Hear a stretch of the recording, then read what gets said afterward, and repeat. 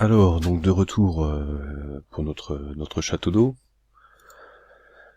Donc, on avait dit que la conservation du débit impliquait que SB fois VB égale SA fois VA, et comme on a SB qui est beaucoup plus grand que SA, et que les deux produits sont constants, ben on va avoir VA qui va être beaucoup plus grande que VB.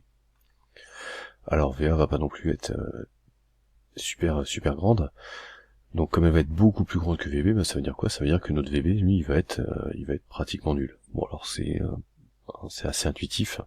On se doute bien que c'est pas parce qu'on ouvre le robinet dans sa maison que on va voir le niveau d'eau du château d'eau qui va diminuer de façon très rapide. Donc forcément, hein, si le niveau diminue pas, c'est parce que les molécules se déplacent, le fluide se déplace très lentement, et que cette vitesse, on va pouvoir considérer qu'elle est nulle. Donc j'applique la relation de Bernoulli en deux points, donc au point A, au point B, et puis comme tout ça c'est constant, bah j'ai l'égalité de mes deux termes. Donc ça fait quoi? La pression au point B, c'est la pression atmosphérique.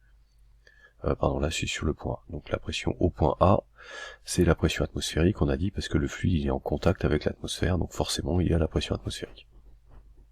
Plus 1/2 de ρ fois VA au carré,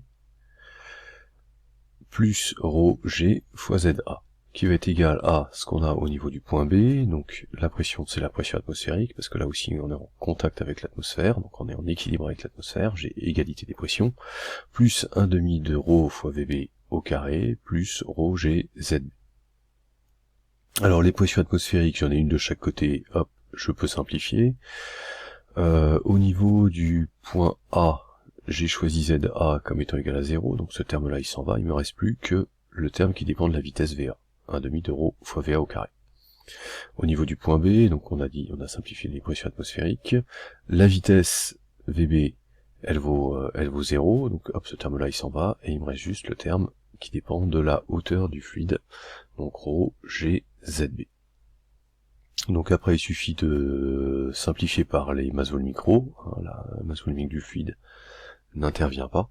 Alors ça rappelle un petit peu ce qu'on avait vu en mécanique, hein, quand on trouvait les équations du mouvement d'un projectile, ça dépendait pas de la masse du projectile, bah là c'est un peu pareil, ça dépend pas de la masse volumique du fluide, du moment qu'on a affaire à un fluide parfait.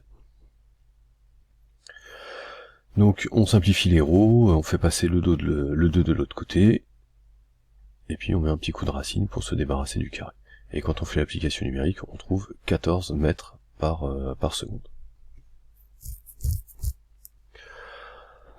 Alors, cinquième et dernier point, l'effet Venturi. Donc dans le cas d'une conduite horizontale, bah j'ai pas de variation de hauteur, donc je vais avoir les termes, là j'aurai mon Z1 qui va être égal au Z2, du coup hop, ces termes là je peux les simplifier, il me reste juste le terme en P et le terme qui dépend de la vitesse du fluide. Donc je me retrouve avec P1 plus 1/2 de ρ fois V1 au carré qui va être égal à P2 fois plus 1/2 de ρ fois V2 au carré. Donc maintenant ce qu'on va faire, c'est qu'on va regrouper tous les termes de pression et tous les termes de vitesse d'un même côté du signe égal. Donc là, hop, le P2 je le fais passer de l'autre côté, je me retrouve avec P1 moins P2, et puis ce terme-là, en V1 au carré, je le fais passer de l'autre côté, donc j'ai mon 1/2 de ρ fois V2 au carré, donc lui il n'a pas bougé, et ce terme-là, quand il passe de l'autre côté, ça me fait moins 1/2 de ρ fois V1 au carré. Donc je vais pouvoir mettre en facteur 1/2 de ρ, donc je me retrouve avec 1/2 de ρ, facteur de V2 au carré moins V1 au carré. Donc si on suppose que V1 est plus petit que V2, donc ce terme-là va être plus grand que celui-là, ce qui fait que ma différence va être positive. Donc si ce terme-là est positif, ça veut dire que le terme de l'autre côté est positif aussi. Et pour qu'il soit positif, bah ça veut dire quoi? Ça veut dire que il faut forcément que P1 soit plus grand que P2. Donc ça veut dire quoi?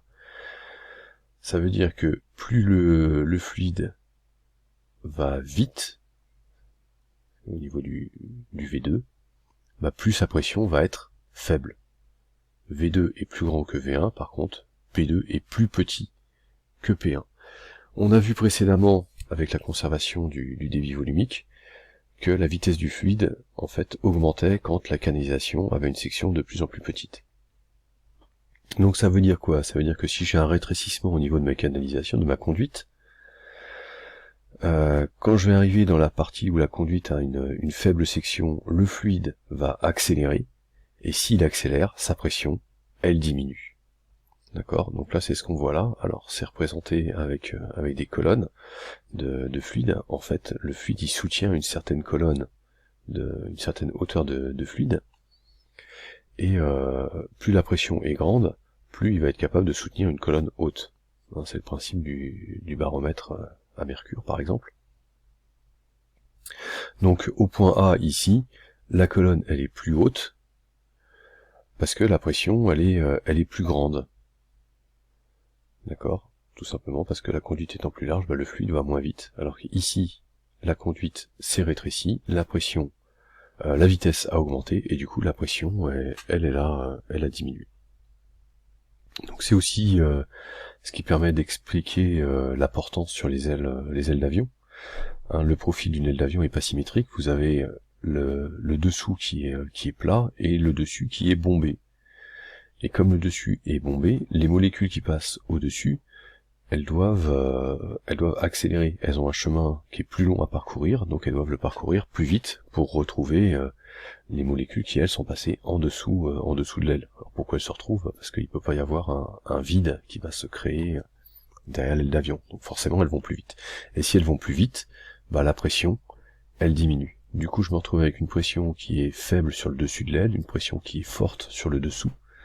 Donc en dessous de l'aile, j'ai une force pressante dirigée vers le haut qui est importante. Au-dessus de l'aile, comme la pression est plus faible, j'ai une force pressante dirigée vers le bas cette fois-ci qui est plus faible. Et quand je fais la somme des deux, je me retrouve avec une résultante qui est dirigée vers le haut. C'est ce qu'on appelle la portance de l'aile d'avion. Et c'est cette portance qui compense le poids et permet à l'avion de voler. Et donc on en a fini pour ce chapitre.